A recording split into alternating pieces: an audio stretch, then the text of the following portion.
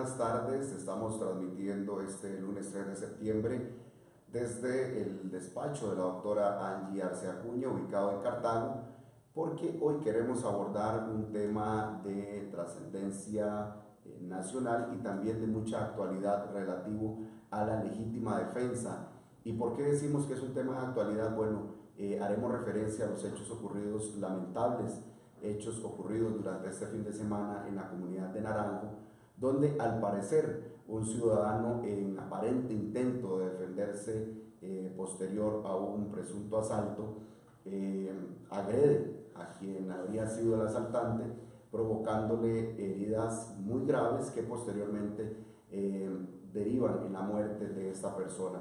Y es por eso que es importante que abordemos desde el punto de vista legal la legítima defensa y cuándo podemos realmente hablar de legítima defensa para apoyar y evitar que la ciudadanía pues incurra en estos excesos, en extralimitarse en lo que podría ser la defensa de sus bienes e incurrir, pasar de ser afectado a una persona eventualmente enjuiciada. Doctora, buenas tardes y comencemos por lo básico.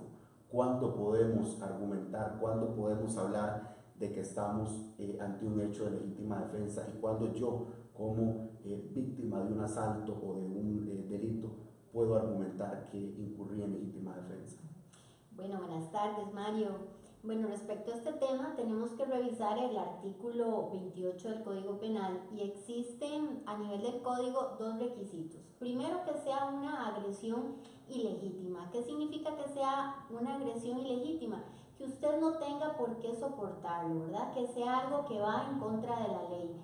Como por ejemplo que intenten matarlo, desprenderlo de algún bien, que se estén metiendo a su casa.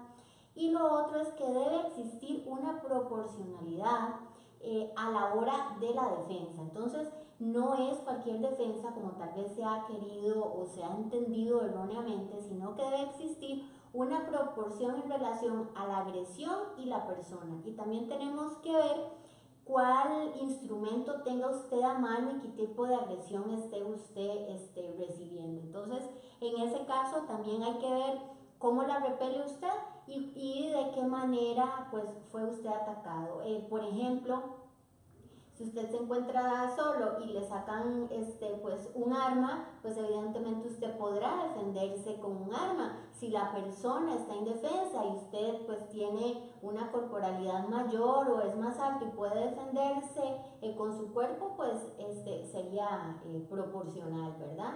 Entonces, ese es el tema de las dos requisitos que nos vienen a pedir el código para la legítima defensa.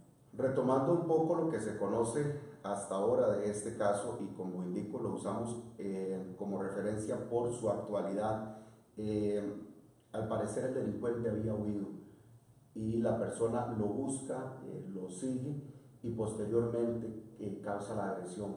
Ahí se rompe entonces estos principios e incluso el de la proporcionalidad. Efectivamente, no estaríamos en presencia de un tipo de legítima defensa. Primero porque, como usted señala, la persona ya no lo estaba, pues, o le estaba hurtando, o le estaba robando, o estaba agrediéndolo, sino que la persona se retira y además de eso, pues, no parece en primera instancia ver que la otra persona esté siendo ilegítimamente agredida o le esté causando algún problema, en este caso, pues, al delincuente. Es decir, el delincuente, si bien había cometido un ilícito, no estaba representando un riesgo para la integridad del ofendido. Exactamente, y de todas maneras, aunque hubiese estado cometiendo un ilícito, pues habría que entrar a analizar cómo fue. Si fue que despojó a la persona sin ningún tipo de violencia, ¿verdad? Pues tampoco cabría la legítima defensa, pero es que a veces se da a entender que únicamente que a usted le quiten algo, pues ya puede ir a atacar e incluso matar al delincuente, como se ha visto actualmente. Angie, y creo que es a veces un poco más sencillo estos temas verlos con ejemplos. Y voy a recurrir a uno. Una persona me está robando dentro de mi vivienda, pero cuando yo me entero, esta persona ya está huyendo de mi casa. Es decir, ya va con el bien que me robó, pero ya en ese momento se está desplazando. Por poner un ejemplo, va por la esquina de mi casa. ¿Puedo yo ir con un arma, detenerlo, dispararle?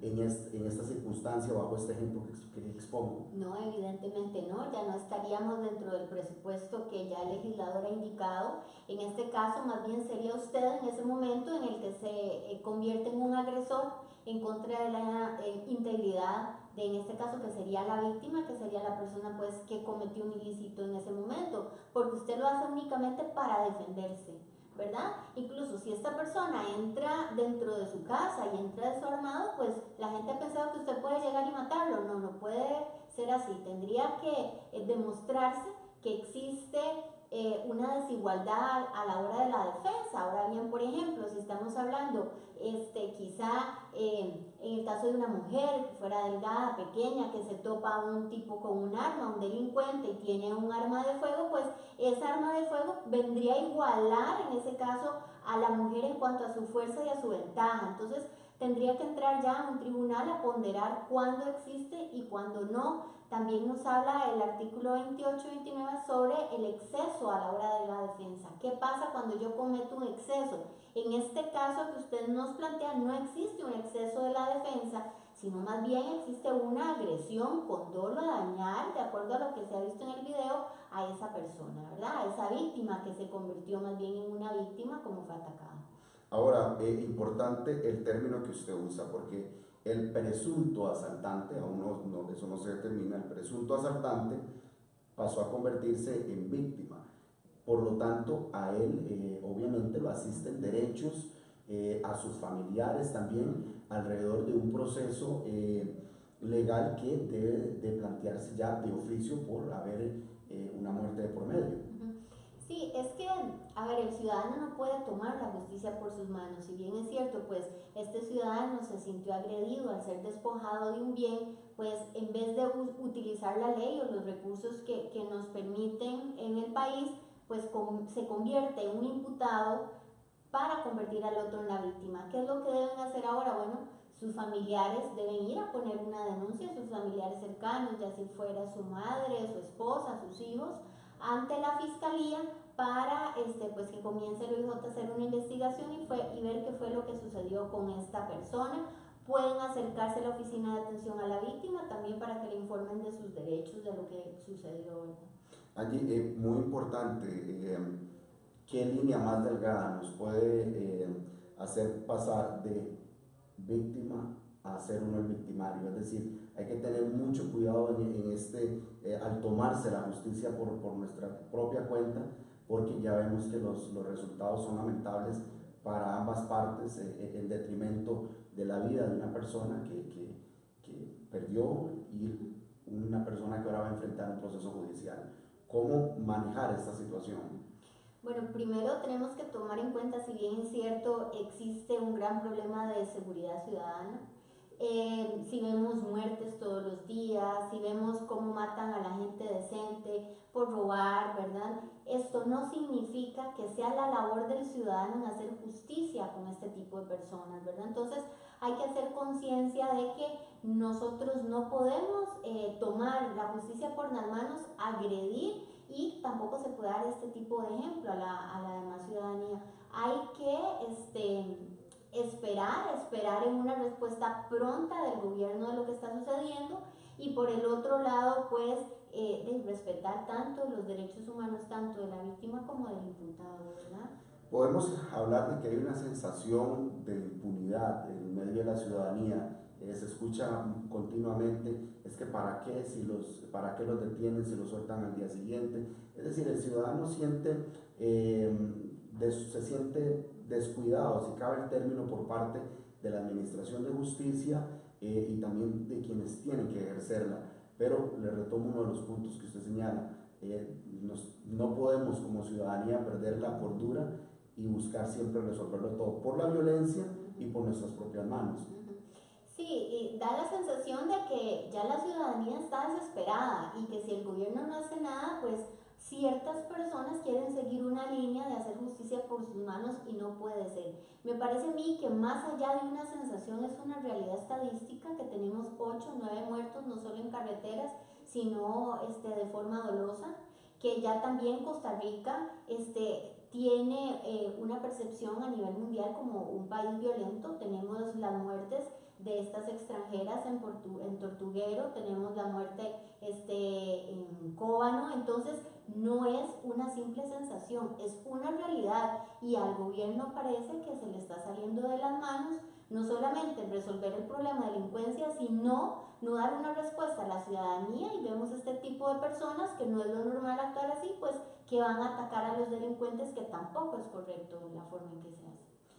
Para ir resumiendo e ir finalizando este servicio, esta transmisión, tomar en cuenta todos estos principios que usted ha definido y pues sí, recurrir a las autoridades y que ellos ejerzan lo correspondiente en casos de estos. Sería la apreciación, la valoración suya final. Claro, y valorar sobre todo que, si bien es cierto, nadie quiere que le roben, nadie quiere que le quiten el celular, y deberíamos estar en un país donde podamos caminar libremente, pues si me llega a mí a suceder esa situación, pues es mucho peor que me vaya a ver yo expuesta ahora a un homicidio calificado 30-35 años por no haber recurrido a la justicia, ¿verdad? Entonces, que esa no es la solución, porque lamentablemente pues las consecuencias son muy complicadas. Dos futuros, dos vidas truncadas, en este caso, tanto del agresor como del presunto, el muchacho que muere. Claro, y no solo eso, sino un mal ejemplo para la sociedad, y pues las consecuencias que se derivan de todas estas situaciones. Muy bien, doctora, muchísimas gracias por el tiempo. A ustedes las gracias por habernos puesto atención, prestado su atención durante esta transmisión, y sí, invitarlos a que a través de este canal de Facebook de la doctora Yarce Acuña estén pendientes de diferentes servicios informativos que estaremos brindando, donde vamos a abordar temas de actualidad legal y que pueden resultar de sumo interés para ustedes como ciudadanos. Muchas gracias y buenas tardes. Muchas gracias.